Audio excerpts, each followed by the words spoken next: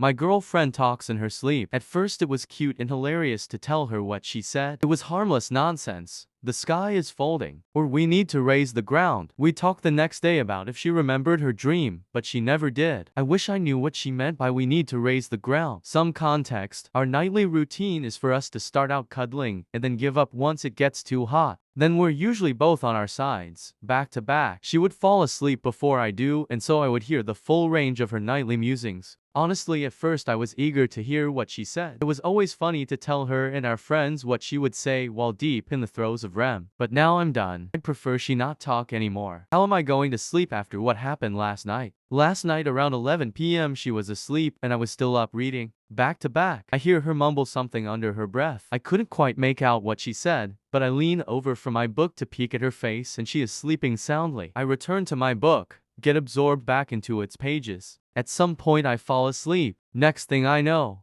I'm woken up by my girlfriend talking at full volume. I open my eyes, and at some point in the night both of us have turned to lay face to face. My girlfriend's eyes are wide open. She is staring right at me, mere inches from my face. But her eyes are vacuous, like she is looking through me. These eyes, man. It's like she was straining to widen them as much as possible. Those are the eyes I fell in love with, and right now they are scaring the absolute piss out of me. My heart rate skyrockets and chock full of adrenaline. I throw off the covers and jump out of bed. Looking at her, her eyes follow me like a painting, but her body stays still. For 1 second I decided that my book light was keeping her awake, and what she had said was, "Can you please turn that off?" Now out of bed and looking at her, she's not right. Her body hasn't moved, but her eyes dart from looking at me to looking around the room. I dare to ask her, "Are you alright?" Double quotes. No response. Those eyes look at me when I speak, though. They are now deadlocked, looking right into my eyes. Her breathing hasn't changed. That is a sleep breathing for sure. That's when, while looking right at me, she says in a deep voice, "Come back to bed, dearie." My girlfriend has never called me dearie before. We have pet names, sure, but they range from pumpkin, baby, to cupcake. Dearie sounds like something my grandmother would call me.